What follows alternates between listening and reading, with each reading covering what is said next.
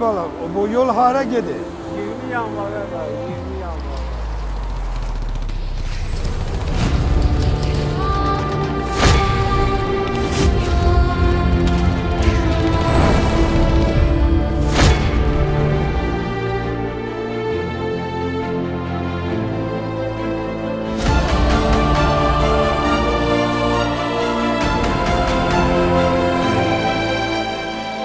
Zəhmətlə dolanan bir ailə olmuşuq. Sürücü ailəsiydik. 2-ci Alatava deyilən ərazi var, orada yaşayırdıq. İlham zavodda işləyirdi, gəmi təmiri zavodunda. Xoşbəxt yaşayırdıq. Bunlar evləndilər 89-cu il. İyunun 11-də İlhamın ad gününə bir gün qalmış Fərzənin toyu oldu. 30 iyunda İlhamın toyu oldu. Çox xoşbəxt yaşayırdılar.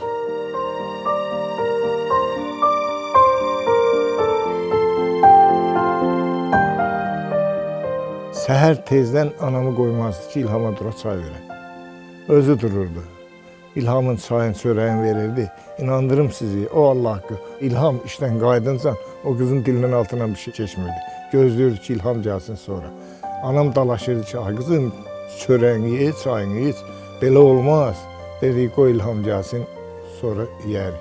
Bax, İlham o dərəcədə, hədsiz dərəcədə istəyirdi.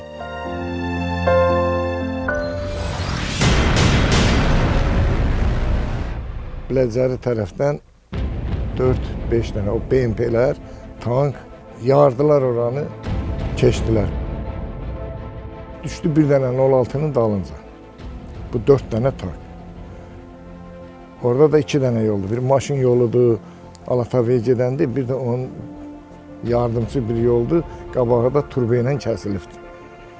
Bu 06 Jiguli girdi bura. Bu maşınlardan bu dönüb qayıtmaq istəyirdi. Gördü ki, tank çıxır bana. Oğlan maşının qapısını açdı.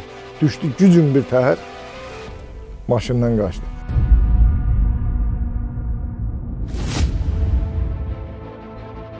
O 4 dənə tank BMP qəsdən o maşının üstündən keçdilər. Bir də geriyə qayıtdılar nümayişkarana. Və biri də çıxartdı avtomatla belə çilədi. Onlar gedəndə mən İlhamı başladım axtarmağa. Kimdən soruşdum, yoxdur. Abi, hani incənə buradaydı bu İlham necə oldu? Dedilər, tanklar yaranda yarısı o tərəfdə qaldı, yarısı burada.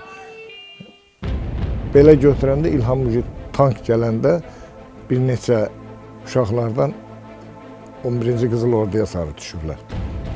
Gedəndə orada rastlaşıblar ki, tanklarla.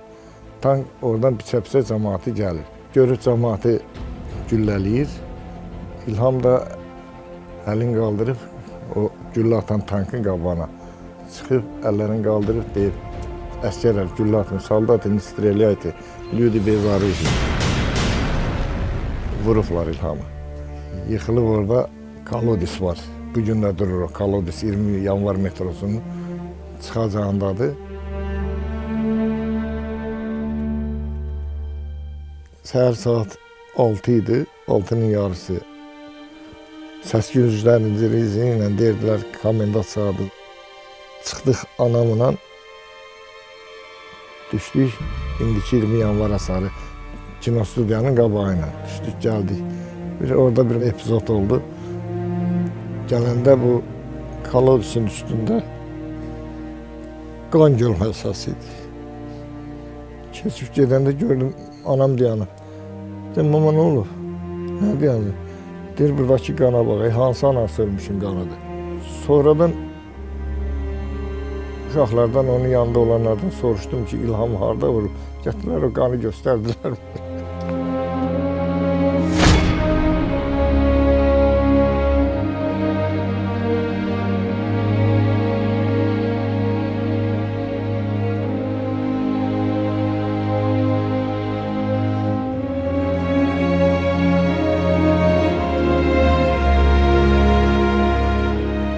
Hayküyü düşdü ki, bəs Fərzi özünü yandırır. Gəldi, fərzləmişdik. Uksus deyirlər də. Ondan gətirib gizlədib. Öz qaldıqları otaqda İlhamın kostyumu sərif, başqaya qalıstık vurub, şəkilləri düzüb ora.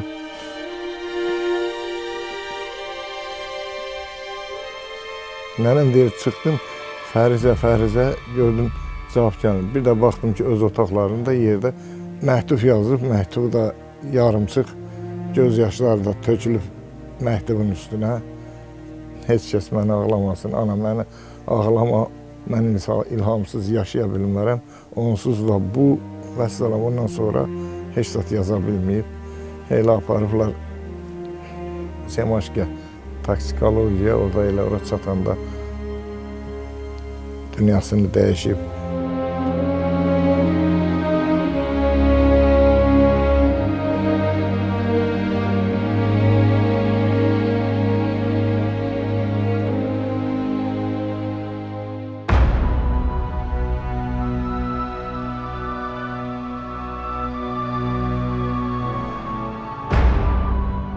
Biz yalnız ve yalnız peşe borcumuzu yerine getirdik. Bizim borcumuzdu bütün bu Azerbaycan'da vacip, mühüm meseleleri bronkalaştıraq, tarih üçün qoyaq. Yani sağlanan əmək kimi. Onun için biz bütün o 88'de mitingleri, planları, palatkaları, bir palatkanı biz kurmuştuk. Onun için ki plonkanı değişmek.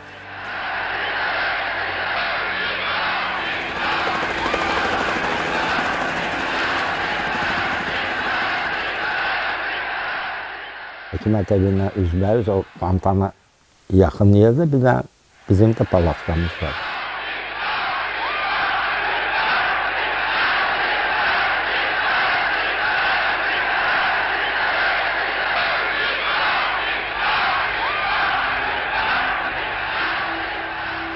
...88'de 4'ten 5. dekabrda geçen gece o Alfa çıkıp döye cemaati kovalayanda biz 1000 tane birliğiyle 4 nöqtədən ikisi köynə atlarla deyilən Azərbaycan mehmanxanasından, ikisi Abşeron mehmanxanasından. Mən şəxsən Abşerondaydım.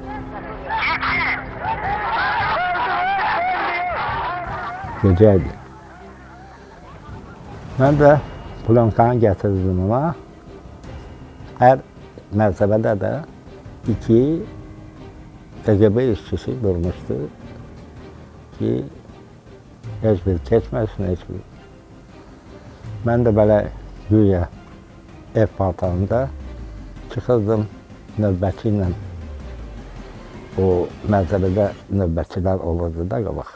Qadın idi. Qadınlar kişilərdən də mərd çıxırlar. Mən o plonkaları gətirirdim. Burama qoyurdum. Onlar baxırlar mənə, o 2 nəfər. Kakrazonun qabağında durmuşdular, baxırlar pəncərədən. Gördülər ki, gəlin mən çıxmışam. Deyirdim ki, bu güya mən dərman istəmişəm ondan. Deyirdim, gətirdilər. Deyirdim ki, yox, gətirmədilər. Dönürdüm, buradan çıxardırdı mənim o plonkaları, atırdı zibil yeşiyinə. Sonra səhər biz danışmışdıq. Zibil maşını gəldi, bütün bu plonkaları güya zibil kimi atdı ora. 2 tim keçdi, kulmanı bir yerde saxladı, o plonkaları çıxartdıq. Belə çəkmişdik. Döyə bir uşağı mən məhz o nöqtəyə baxırdım, təsadüfdə. Məndən Zaur Məhərrəmov balkondan çəkildi, bizdən bir mərtəbə yuxarı. O özünü vermişdi polislərin əlinə ki, gəlsinlər, götürsünlər. Amma gəlmədilər, yəni görmədilər onu. O çəkildi, köməkçiləri də var idi, çəkdilər, əməli baş.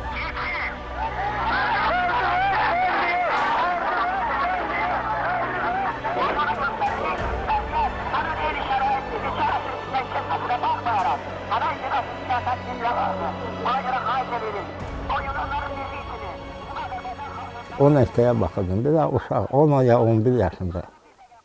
İndi uşaq necə düşüb ora, niyə orada qalıb, o tamam ayrı məsələdir. İndi qalıb da, indi bunlar qovurlar da cəmaatı. Biri mənim gözümün qabağında o Alpadakı ağacın vurdu uşağı, başını sonra bildik. O uzaqdan mən görə bilməzdim. Mən gördüm ki, uşaq yıxıldı.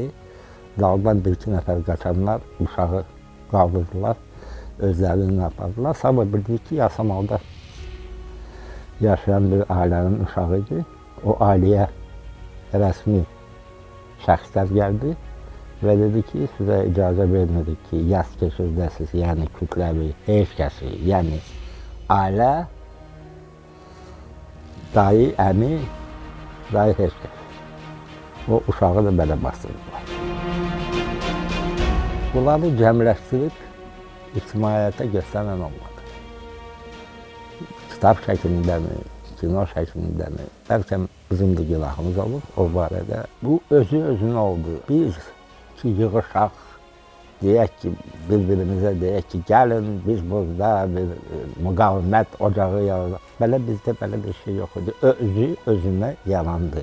İşləməyə başladıq.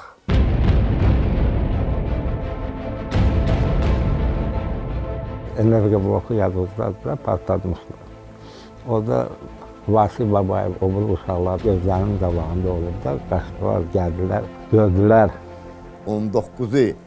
19-26-da birdən partlayış oldu.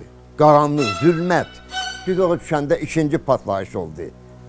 Girdik, gördük ki, enerji bloku partladılıb, pəncərələr hamısı dağılıb. İki texnik var idi. Onları o Alfa partlatmışdı. Alfa onları dedi ki, yəni hara istəyirsiniz gedin, amma evinizə getməməlisiniz. Gizlənin. Öldürmədilər onları da, Allah'a var. Dedilər ki, gizlənin, bir söz desəniz, ağzınızdan bir kəlmə çıxsa, özümüzdən inciyin. Onlar da gizlənmişdilər. Amma birinin yerini bizə dedilər. Getdik, yalvardık, elədik, gətirdik onu. Adı Viktor, soyadı Romanov. İki texniklardan biri. O bizə gecə bütün əhvalatı danışdı. O gecə yaydıq da o xəbəri və çəkdik də və sübut da elədik.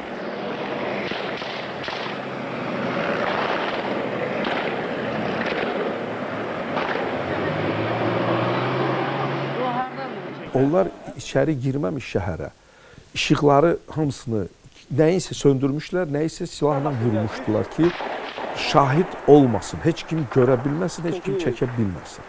İsrafil də balkonundan kamerasını qoyub o hadisəni çəkmişdi.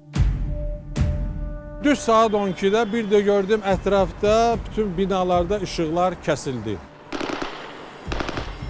Əskərlərin sayı, Allah, mən bu qədər əskər görməmişdim.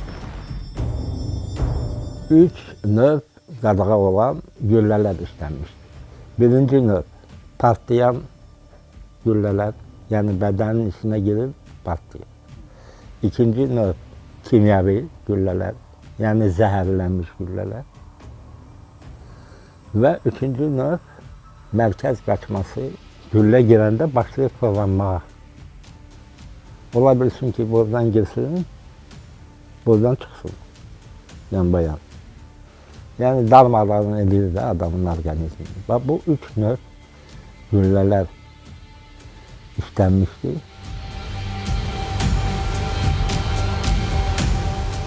Təcil yardım stansiyanın bölgü var idi, Cahangir Hüseynov.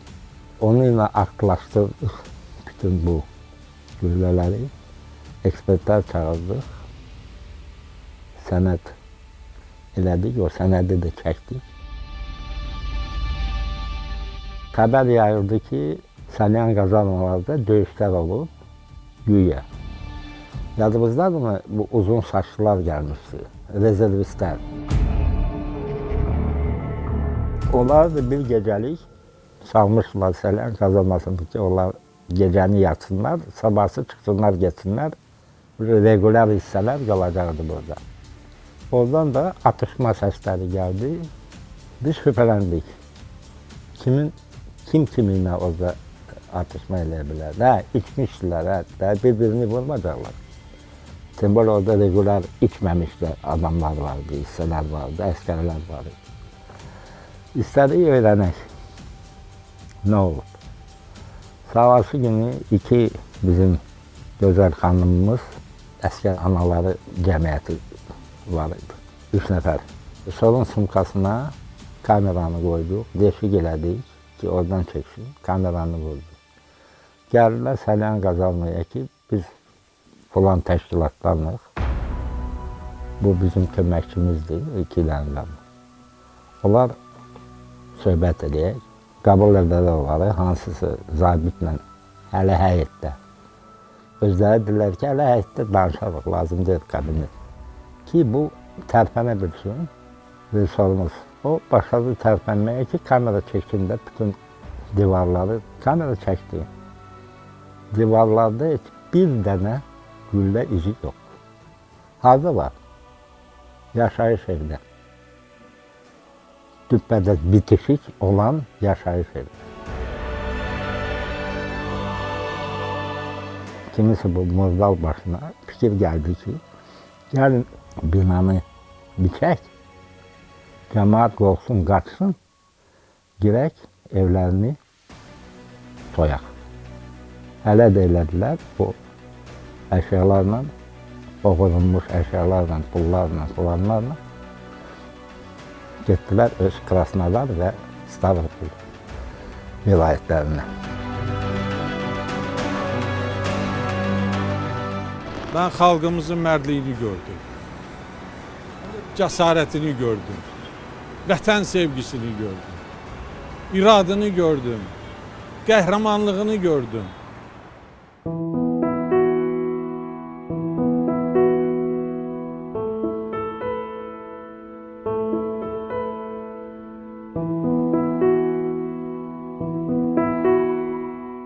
Gözümü açandan gül görmüşük də kətdə. Əsasən də qərənfil əkidilər o vaxt. Qərənfil əvvəl 4-5 növü olurdu. Elə adamlar vardı, sırf əkinçiliklə məşğul olurdular, istixanaları vardı. Amma elə adamlar vardı ki, bunları yığıb Sovet İttifaqının bütün güşələrinə, ölkələrinə yollayırdılar, şəhərlərinə.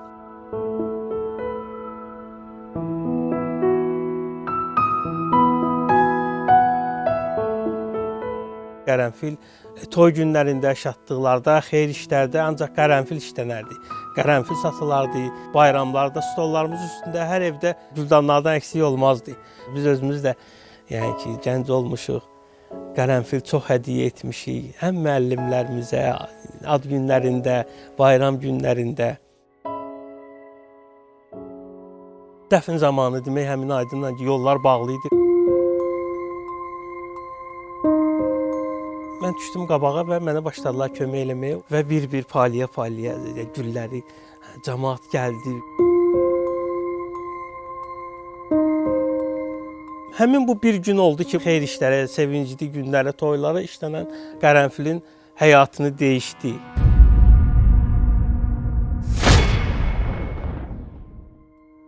O gündən qərənfilin üzü gülmədi. İnanmıram ki, bundan sonra sevincli günlərə, yəni ki, toylarının bəzəyi olar, evlərinin bəzəyi olar, sevgililərin əlində ki, görüşə gedəndə, xeyr, inanmıram bundan sonra. –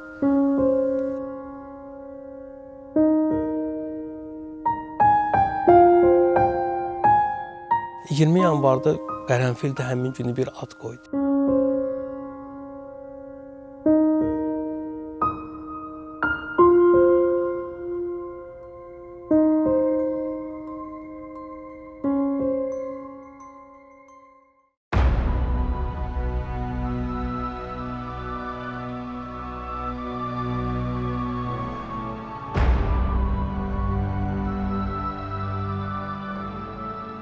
Hər bir dövlət ilk öncə zehniyyatda formalaşır.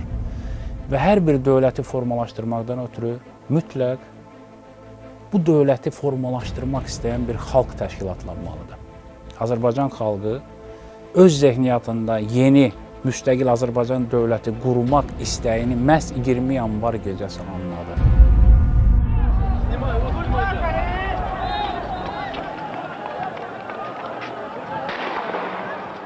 Qurban verməklə, şəhidlərini mübarəkləndirməklə, qazilərini yetişdirməklə və həmən hadisənin baş verdiyi günün səhəri toparlanıb, torpaqla, şəhidlə, qazi ilə və bu təmaslarla, bu rəmziliklərlə dövlət haqqında düşünməklə.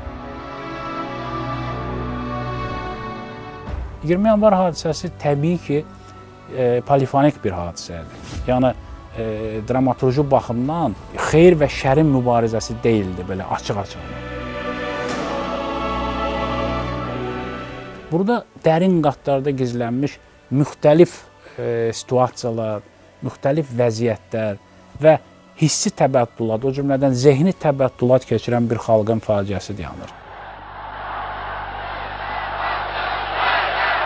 Bu məsələnin arxasında Qarbaçovun, Yakovlevin və digər o vaxtki Sovet dönəmində Sovet İttifaqının siyasi olimpinin ən yüksək nöqtələrində durmuş insanların əli var idi. Bir mənalı olaraq var idi. Amma çox absurd səslənəcək və onlar, mən inanmıram ki, istəyirdilər ki, 20 yanvar hadisəsi ilə Sovet İttifaqı çöksün.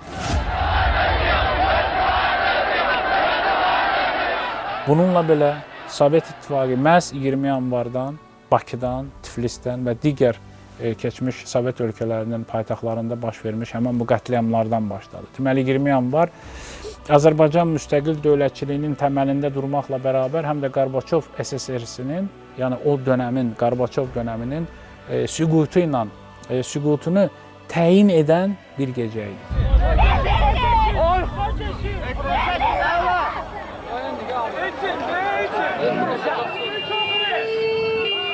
Məsələ nə yerdəydi? Təbii ki, Sovet KGB-sinin əli ilə Azərbaycanda ixtişaşlar formalaşdırılırdı, yetişdirilirdi. Məsələn, Bakıda məskunlaşmış, Sumqayıtda məskunlaşmış ermənilərin Azərbaycandan köçürülməsi planı.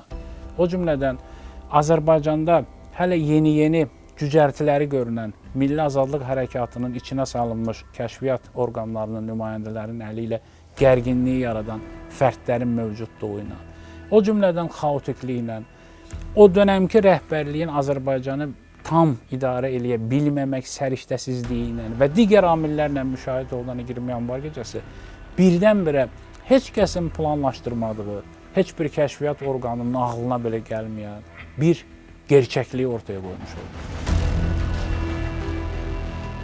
Azərbaycan xalqı artıq bir günün içində, bir gecənin içində təşkilatlanıb, tamam yeni müstəvidə özünü bir yeni dövlət olaraq dünyaya bəyan etmək qədər özündə güc tapdı. Nədən doğru bu? Bu, siyasi texnoloqların düşünə bilmədiyi bir məqamdır. Bu, qan yaddaşıdır. Bu, qədim, qaim bir xalqın yenidən özünə dönüşüdür.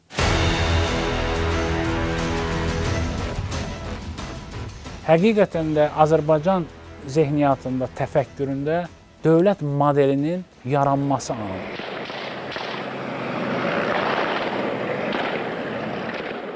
Heç nə elə belə olmur, yəni təsadüfə heç nə olmur. Və bütün dövlətlərin təməlində, bütün qələbələrin təməlində təəssüf ki, insan, qurbanlar və insan qanının axıdılması məqamı dayanır. 20 yanvarda belə bir gecə idi.